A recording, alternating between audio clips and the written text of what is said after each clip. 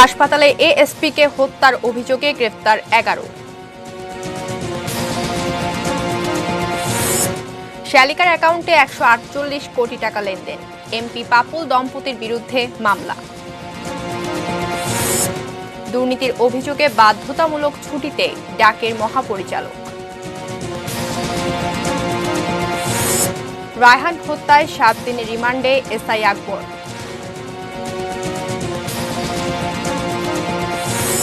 করোনায় আরও 16 জনের মৃত্যু, ফাইজারের টিকা 90%-এরও বেশি কার্যকর।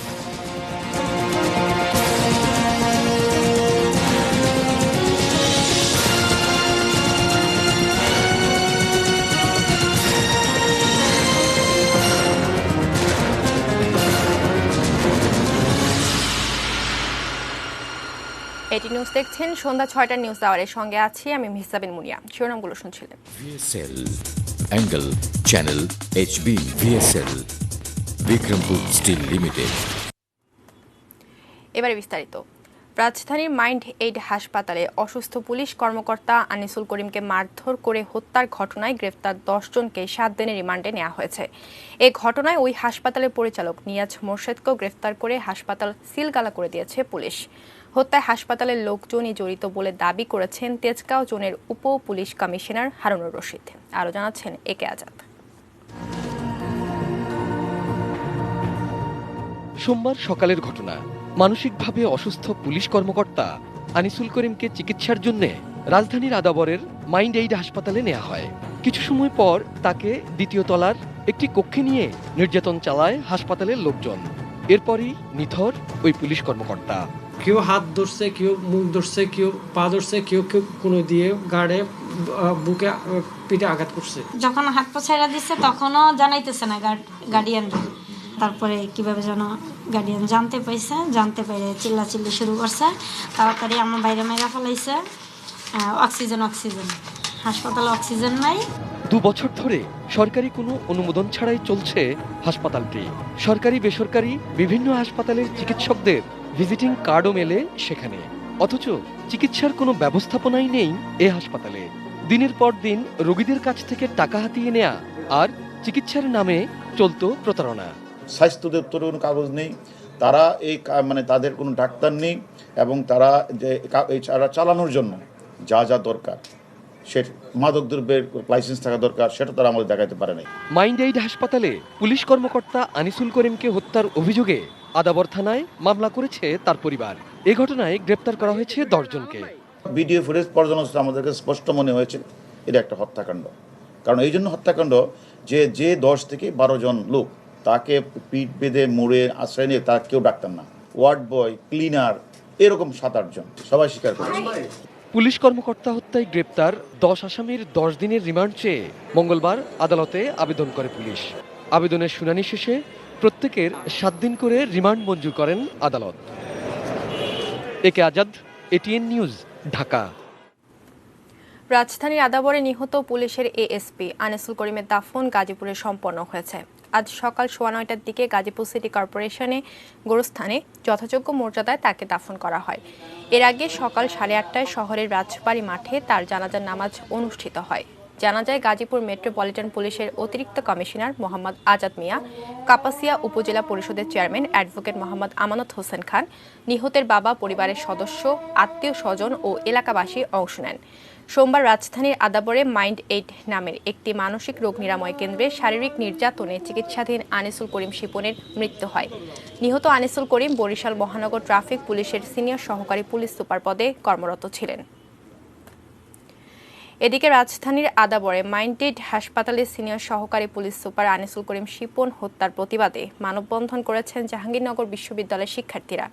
আনিসুল করিম শিপন জাহাঙ্গীরনগর বিশ্ববিদ্যালয়ের বায়োকেমিস্ট্রি বিভাগের 33 ব্যাচের শিক্ষার্থী ছিলেন। তাকে হত্যার প্রতিবাদে আজ দুপুরে বিশ্ববিদ্যালয়ের ডেইরি গেট সংলগ্ন ঢাকা আরিচা মহাসড়কে মানববন্ধন কর্মসূচি পালিত হয়। মানববন্ধনে বিশ্ববিদ্যালয়ের সাবেক ও বর্তমান শিক্ষার্থী এবং শিক্ষকরা অংশ নেন। এ সময় মর্মান্তিক এ ঘটনার সুষ্ঠু বিচার করে দোষীদের সর্বোচ্চ শাস্তির দাবি জানান তারা।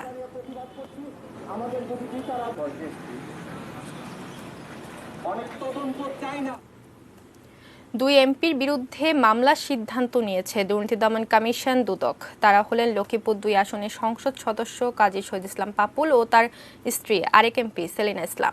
তাদের বিরুদ্ধে অবৈধ লেনদেনের প্রমাণ পেয়েছে দুদক। মামলায় মোট আসামি হতে পারেন 4 জন। বাকি 2 জন হলেন পাপুলের মেয়ে ওয়াফা ইসলাম ও শ্যালিকা জেসমিন প্রধান। দুদকের অনুসন্ধানে এমপি পাপুলের শ্যালিকার ব্যাংক অ্যাকাউন্টে 148 কোটি অবৈধ লেনদেনের তথ্য উঠে এসেছে। এরই মধ্যে তাদের সবাইকে দেশ ত্যাগেও নিষেধাজ্ঞা দিয়েছে সংস্থাটি। গত 6 জুন রাতে কুয়েতের মুশরেফ আবাসিক এলাকা থেকে দেশটির অপরাধ তদন্ত বিভাগ গ্রেফতার করে এমপি পাপুলকে।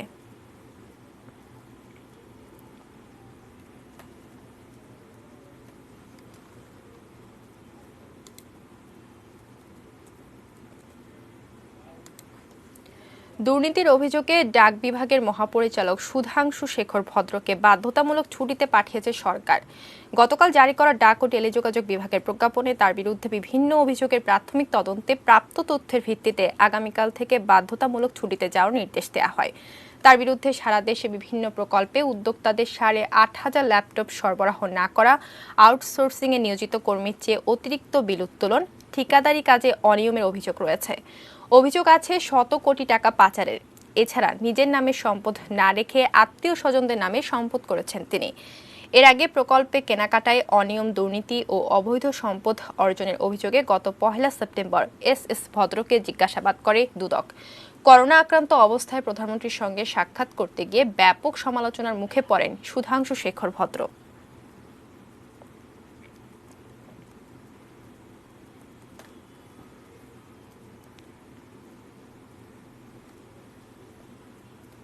জিকে শামীম সহ 8 জনের বিচার শুরু।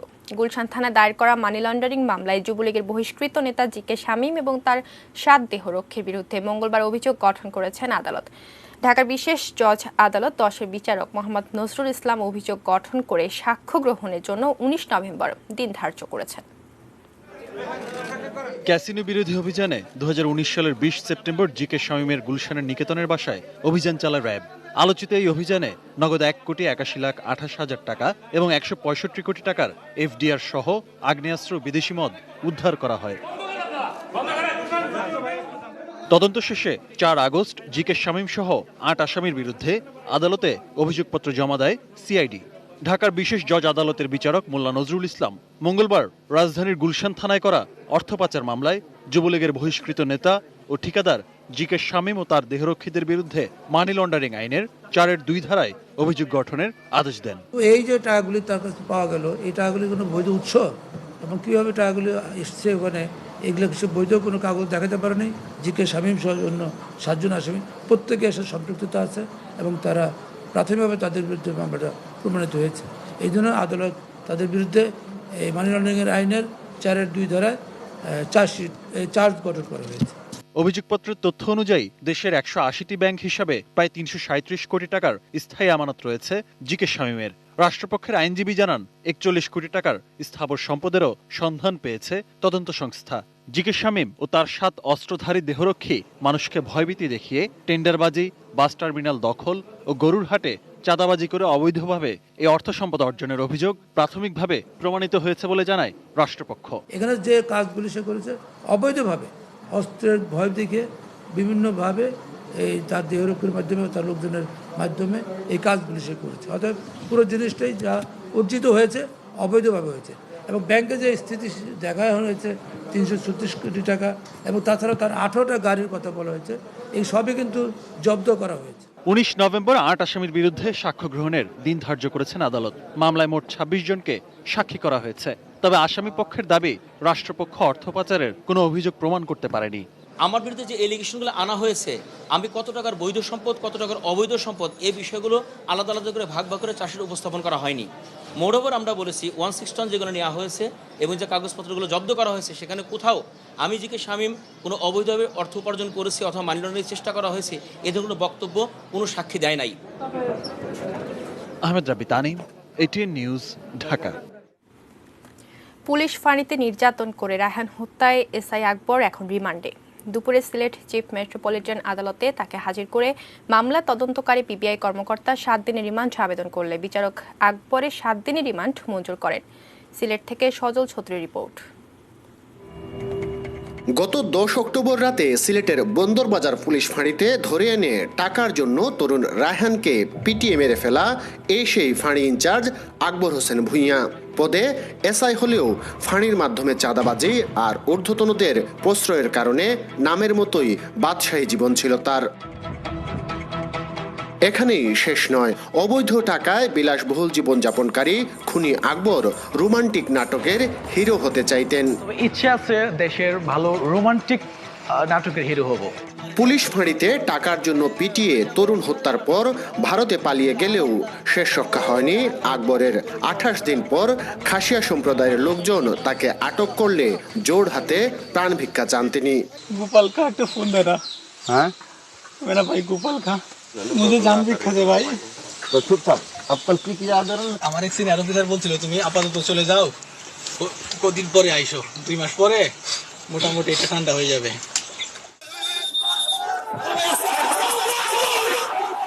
আকবরকে আটকের পর খাসিয়ারা সিলেট পুলিশের হাতে তুলে দেয় তাকে।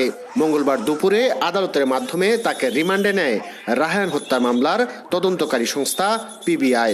আকবরকে এজলাসে উঠালাম, কোর্টে নিয়ে আসলাম। তো ভিডিও আমাদের ম্যাজিস্ট্রেট জজ উনি 7 দিনের রিমান্ড। আসলে আকবর এই মামলার প্রধান সন্দেহভাজন আসামি। সম্পূর্ণ মামলাটা তাকে ঘিরে তাকে আবর্তিত হবে, সেটা মাথায় রেখে আমরা মামলা তদন্ত এগিয়ে নিয়ে যাব। সজল ছত্রী, এটিএন নিউজ, সিলেট। দেশের করোনা পরিস্থিতির খবর জানাবো। করোনা ভাইরাসে আক্রান্ত হয়ে দেশে গত 24 ঘন্টায় আরও 16 জনের মৃত্যু হয়েছে। এ নিয়ে মোট মৃতের সংখ্যা দাঁড়ালো 6108-এ। সারা দেশের 115টি ল্যাবে গত 24 ঘন্টায় 13,520টি নমুনা পরীক্ষা করা হয়। এতে নতুন রোগী শনাক্ত হয়েছেন 1699 জন। ফলে মোট আক্রান্তের সংখ্যা দাঁড়ালো 4,23,260-এ। মঙ্গলবার বিকেলে স্বাস্থ্য অধিদপ্তরের বিজ্ঞপ্তিতে দেশে কোভিড-19-এর সবশেষ পরিস্থিতি জানানো হয়। অধিদপ্তরের হিসেবে চিকিৎসাধীন আরও 1,648 জন রোগী সুস্থ হয়েছেন। এ নিয়ে মোট সুস্থ হলেন 3,41,416 জন। শুরু থেকে এখন পর্যন্ত নমুনা পরীক্ষা করা হয়েছে 24,70,164 জনের। করোনার দ্বিতীয় ঢেউ মোকাবেলায় সরকারি তেমন কোনো প্রস্তুতি নেই দাবি করেছে ট্রান্সপারেন্সি ইন্টারন্যাশনাল বাংলাদেশ বা টিআইবি। করোনা সংকট মোকাবেলা সংক্রান্ত টিআইবি দ্বিতীয় রিপোর্টে এমন তথ্য উঠেছে। সকালে অনলাইন সংবাদ সম্মেলনে এই রিপোর্ট প্রকাশ করা হয়। রিপোর্টে বলা হয়েছে, করোনা মহামারীর সময়ে স্বাস্থ্য খাতের দুর্নীতি নতুন করে উন্মোচিত হয়েছে। তবে দুর্নীতি নিয়ন্ত্রণের চেয়ে তথ্য নিয়ন্ত্রণে সরকার বেশি তৎপর ছিল। এছাড়া করোনা টেস্ট কমিয়ে দিয়ে আক্রান্তের সংখ্যা কম দেখানো হয়েছে বলছে টিআইবি। করোনা ক্ষতি কাটিয়ে উঠতে সরকারের প্রণোদনা প্যাকেজ প্রণয়ন ও বিতরণে ঘাটতি খুঁজে পেয়েছে টিআইবি। এছাড়া করোনা ভাইরাস মোকাবেলা কার্যক্রমে সমন্বয়হীনতায় এবং জবাবদিহিতার অভাব ছিল বলেও উঠে এসেছে এই রিপোর্টে। এ সময় বেশ কিছু পরামর্শ তুলে ধরা হয়। কিন্তু আমরা আসলে বাস্তবে তেমন কোনো সুনির্দিষ্ট কৌশল বা সুনির্দিষ্ট নীতিমালা এখন পর্যন্ত আমরা দেখতে পাই না। কিছু কিছু বিক্ষিপ্ত ঘোষণা আসছে, কিন্তু দ্বিতীয় ঢেউ সম্পর্কে, দ্বিতীয় ঢেউ মেয়াদে কিভাবে বাস্তবে এই করোনা ভাইরাস মোকাবেলা করা হবে সেটি সম্পর্কে সুনির্দিষ্ট কৌশল এখনো এবং কৌশলমূলক ঘোষণা আমরা এখনো দেখতে পাই না। আমেরিকা নির্বাচন দেখে নির্বাচন কমিশনের শিক্ষা নেওয়া উচিত, কিভাবে নিরপেক্ষ নির্বাচন দিতে হয়, এমন মন্তব্য বিএনপির মহাসচিব মির্জা ফখরুল ইসলাম আলমগীরের। আসন্ন দুটি উপনির্বাচন সামনে রেখে সংবাদ সম্মেলনে বিএনপি মহাসচিব বলেন, বিএনপির মতামত উপেক্ষা করে সম্পূর্ণ দলীয় ব্যক্তিদের দিয়ে নির্বাচন কমিশন গঠিত হয়েছে। উপনির্বাচনে বিএনপি নেতাকর্মীরা ঘর থেকে বের হতে পারছে না বলেও অভিযোগ করেন বিএনপির এই নেতা। বিএনপি নেতাকর্মীদের উপর মামলা হামলা করা হচ্ছে এমন অভিযোগ তোলেন বিএনপি মহাসচিব। সুষ্ঠু নির্বাচন দিতে না পারলে নির্বাচন কমিশনকে পদত্যাগ করারও আহ্বান জানান মির্জা ফখরুল। আমাদের আমেরিকার নির্বাচন থেকে শিক্ষা নেওয়া উচিত। যারা নির্বাচন কমিশনের দায়িত্ব পালন করছেন তাদের, যে নির্বাচন কমিশন কাকে বলে। আজকে আমেরিকার যে নির্বাচনের যারা অথরিটি, তারা দেখেন সমস্ত চাপের মুখেও তারা কিন্তু অবিচল থেকেছে। সেই অবিচল থেকে তারা কিন্তু আজকে জনগণের যে রায় সেটাকে আপহোল্ড করেছে। That is democracy. এটাই গণতন্ত্র। এবং গণতন্ত্র প্রতিষ্ঠান যদি না থাকে তাহলে গণতন্ত্র ফাংশন করতে পারে না। সময় হলো 22টি বিরতি নেওয়ার। বিরতির পর যা থাকছে।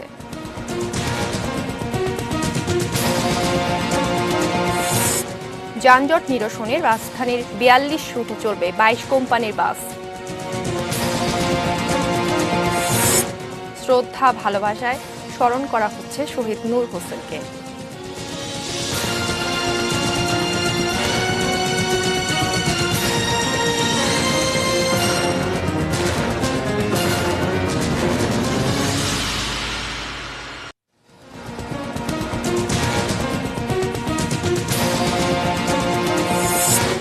হাসপাতালে এএসপিকে হত্যার অভিযোগে গ্রেফতার ১১। শ্যালিকার অ্যাকাউন্টে ১৪৮ কোটি টাকা লেনদেন, এমপি পাপুল দম্পতির বিরুদ্ধে মামলা। দুর্নীতির অভিযোগে বাধ্যতামূলক ছুটিতে ডাকের মহাপরিচালক। রায়হান হত্যায় ৭ দিনের রিমান্ডে এসআই আকবর।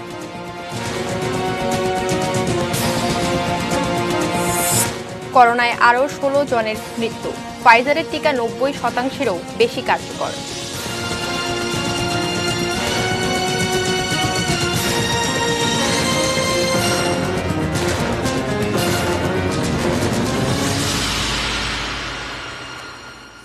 আবার আমন্ত্রণ জানাচ্ছি ৬টা নিউজ আওয়ারে। ধন্যবাদ সঙ্গে থাকার জন্য।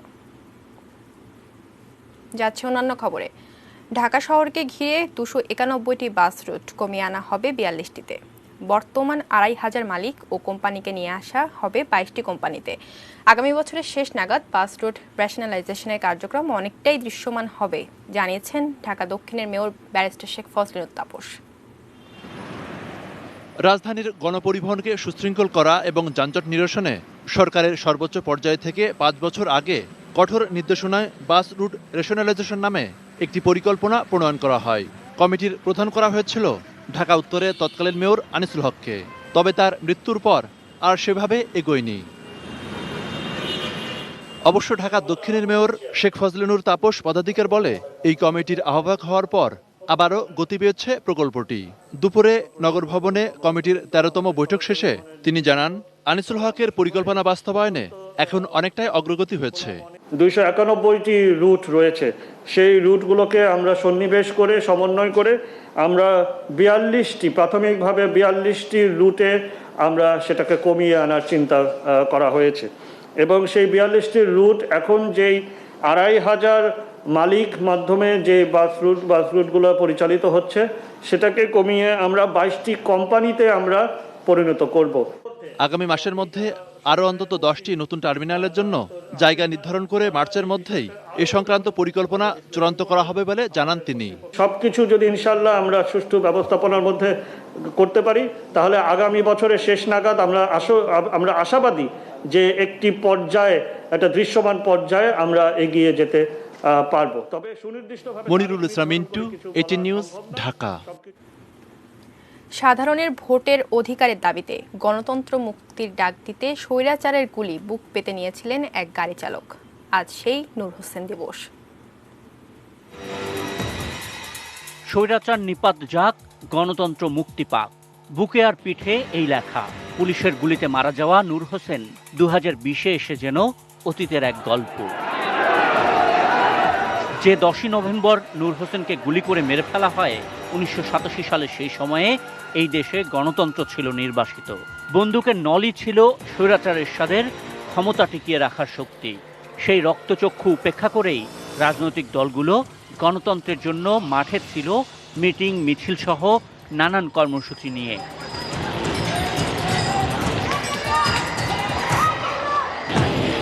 আওয়ামী লীগ এবং বিএনপির একসঙ্গে ডাকা ঢাকা অবরোধে ব্যতিক্রমী শরীর লিখনই নূর হোসেনকে করেছিল বন্দুকের টার্গেট।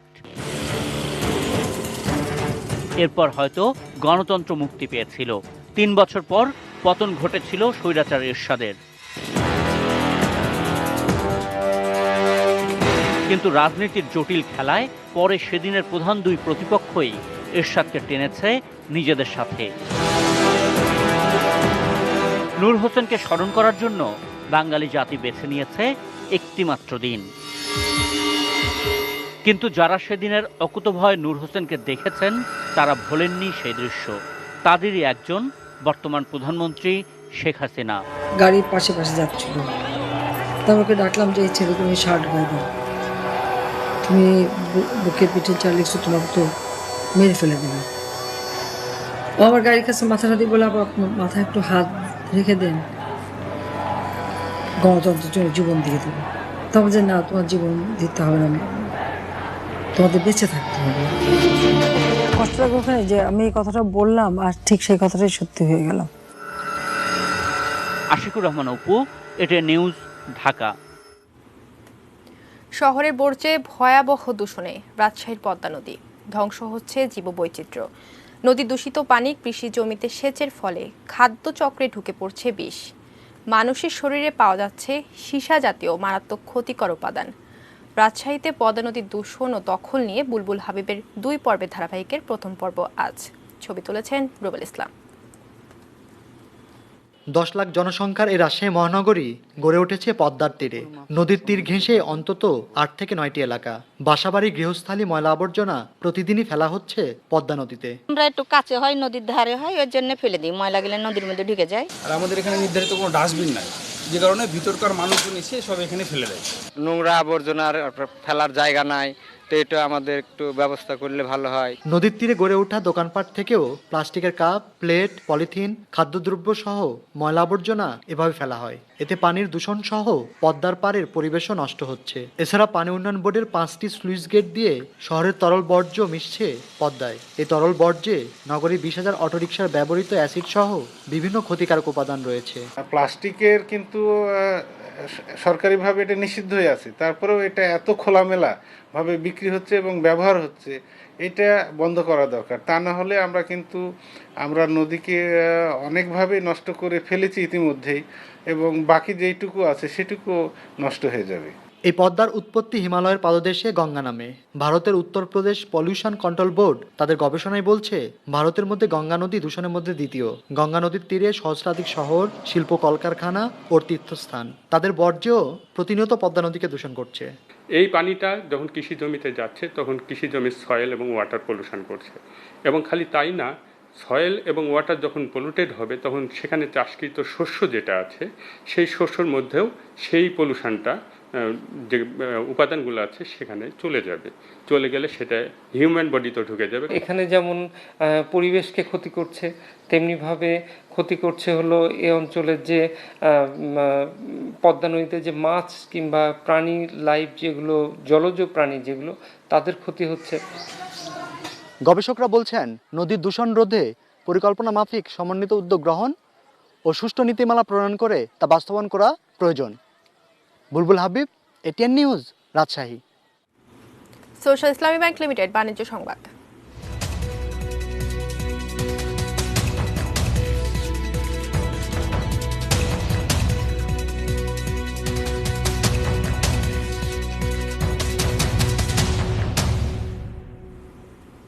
মার্কিন প্রেসিডেন্ট হিসেবে জো বাইডেন নির্বাচিত হওয়ায় গতকাল ঊর্ধ্বমুখী ছিল বিশ্ব শেয়ার বাজার।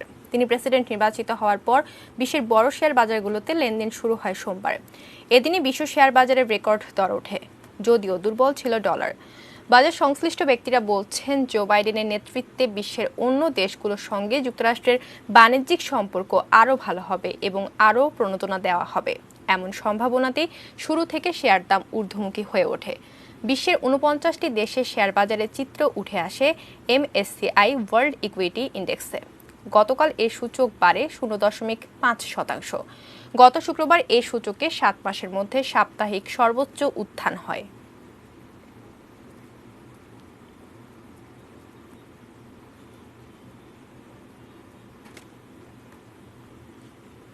মেটাল প্রেজেন্টস কৃষি সংবাদ, সুজলা সুফলা।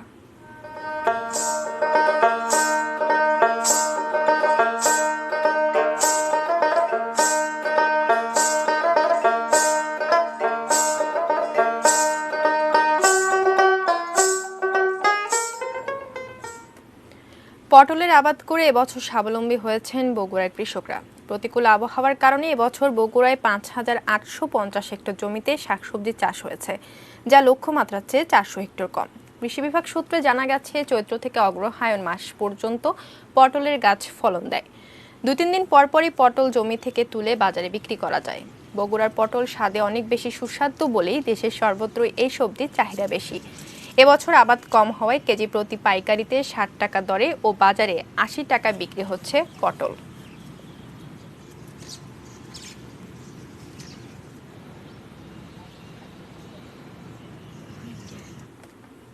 আরও একবার নিচ্ছি 22টি বিরতি। বিরতির পর যা থাকছে: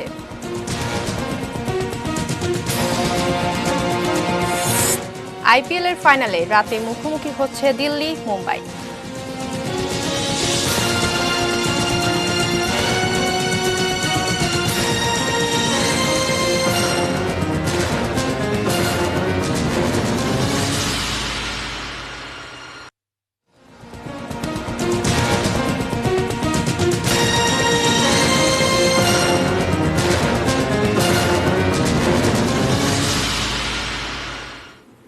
আরও একবার আমন্ত্রণ জানাচ্ছি 6টা নিউজ আওয়ারে। জানাবো দেশের বাইরের খবর।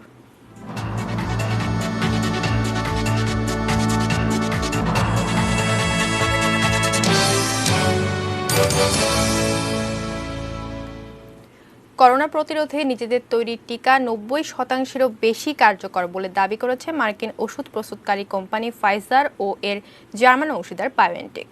করোনা মোকাবেলায় এটি একটি বড় অগ্রগতি বলে উল্লেখ করেছে প্রতিষ্ঠান দুটি। ফাইজার ও বায়োএনটেক সোমবার যে তথ্য প্রকাশ করেছে তাতে দেখা গেছে টিকা ট্রায়ালে অংশ নেওয়া স্বেচ্ছাসেবকদের মধ্যে কেউ গুরুতর অসুস্থ হননি। এছাড়া বড় আকারের ট্রায়ালের পূর্ণাঙ্গ ফল প্রকাশ হয়েছে শুধু এই টিকারই। তবে টিকাটির কার্যকারিতা কতদিন স্থায়ী হবে সে ব্যাপারে তথ্য দেওয়া হয়নি। জরুরি ক্ষেত্রে ব্যবহারের জন্য প্রতিষ্ঠান দুটি চলতি মাসেই মার্কিন সরকারের কাছে এই টিকার অনুমোদন চাইবে। 16 থেকে 85 বছর বয়সীদের জন্য টিকাটি ব্যবহার করতে চাইছে ফাইজার। ফাইজারের চেয়ারম্যান ও প্রধান নির্বাহী কর্মকর্তা আলবার্ট বোরলা বলেন, আজকের দিনটি বিজ্ঞান ও মানবতার জন্য একটি দুর্দান্ত দিন। তারা এমন সময় টিকার মাইলফলক অর্জন করেছেন যখন বিশ্বজুড়ে নতুন করে সর্বোচ্চ সংক্রমণের রেকর্ড হচ্ছে। করোনা মোকাবেলায় বিশ্বে 140টিরও বেশি টিকা গবেষণার কাজ চললেও মাত্র কয়েকটি টিকা চূড়ান্ত পর্যায়ের ট্রায়ালে রয়েছে।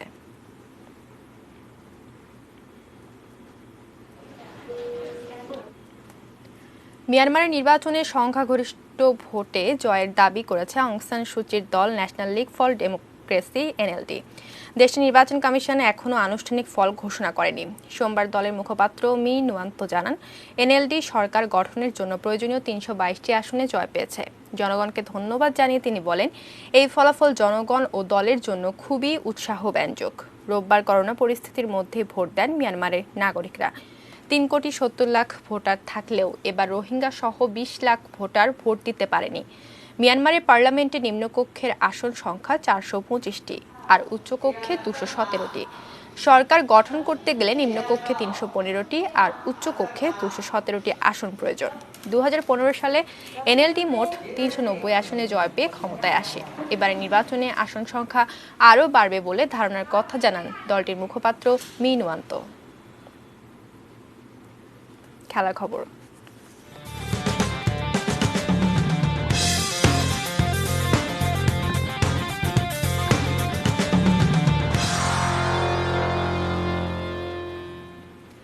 ধর্ষণ সামাজিক ব্যাধিতে রূপ নিয়েছে মন্তব্য করে এটিএন নিউজ ও ATN Bangla chairman doctor Mahfuzur Rahman বলেছেন, এ থেকে রক্ষা পেতে শিক্ষা প্রতিষ্ঠানে আত্মরক্ষার কোর্স থাকা উচিত।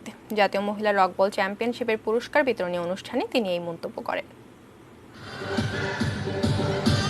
মঙ্গলবার সকালে শেখ রাসেল রোলার স্কেটিং কমপ্লেক্সে অনুষ্ঠিত হয় জাতীয় মহিলা রকবল চ্যাম্পিয়নশিপের ফাইনাল খেলা। রকবল খেলা যারা আগে দেখেননি তাদের কাছে এটিকে ভলিবল মনে হতে পারে, তবে ভলিবলের সঙ্গে রকের পার্থক্য এখানে যুক্ত হয়েছে গোলবার। পয়েন্ট গণনায় রয়েছে ভিন্নতা।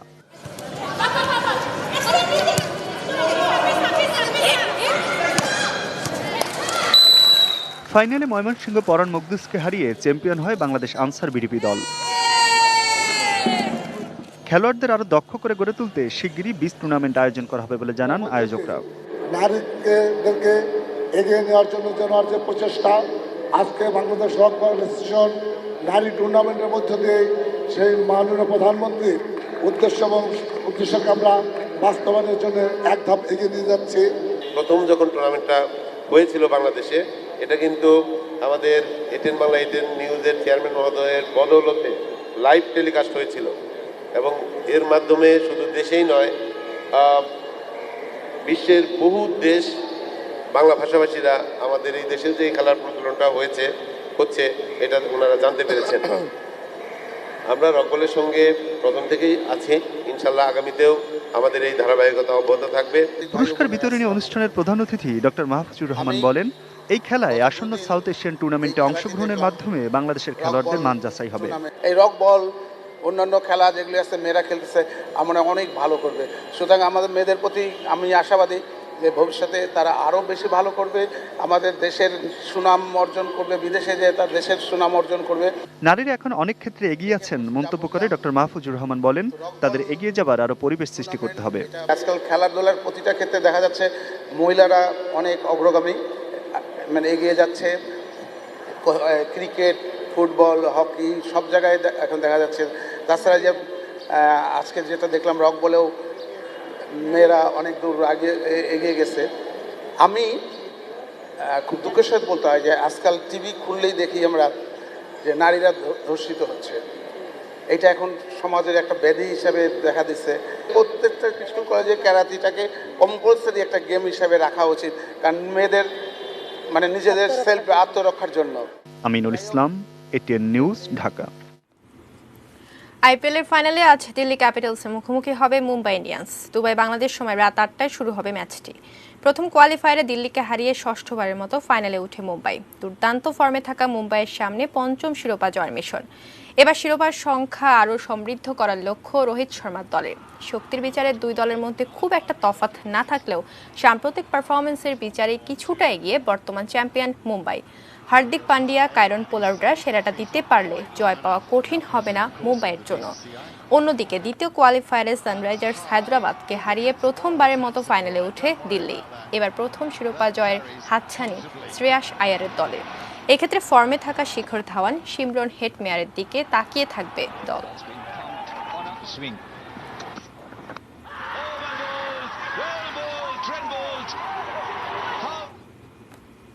শেষ করব সন্ধ্যা 6টা নিউজ আর, তবে তার আগে এক নজরে সংবাদ শিরোনামগুলো জানিয়ে দেব আরো একবার।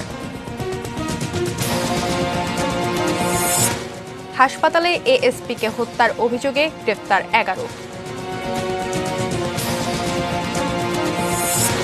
শ্যালিকার অ্যাকাউন্টে 148 কোটি টাকা লেনদেন, এমপি পাপুল দম্পতির বিরুদ্ধে মামলা। দুর্নীতির অভিযোগে বাধ্যতামূলক ছুটিতে ডাকের মহাপরিচালক। রায়হান হত্যায় 7 দিনের রিমান্ডে এসআই আকবর।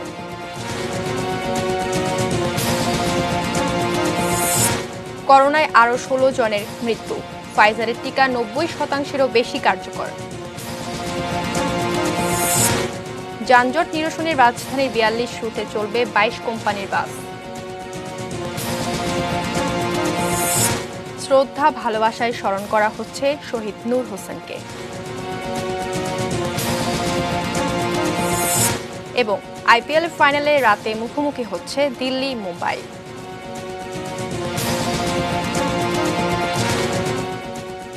এই ছিল সন্ধ্যা 6টা নিউজ আওয়ার। সঙ্গে থাকুন, দেখতে থাকুন ATN news. ATN news breaking news মোবাইলে পেতে টাইপ করুন ST Airtel starter space N এবং পাঠিয়ে দিন 595 এই নম্বরে। ধন্যবাদ সবাইকে।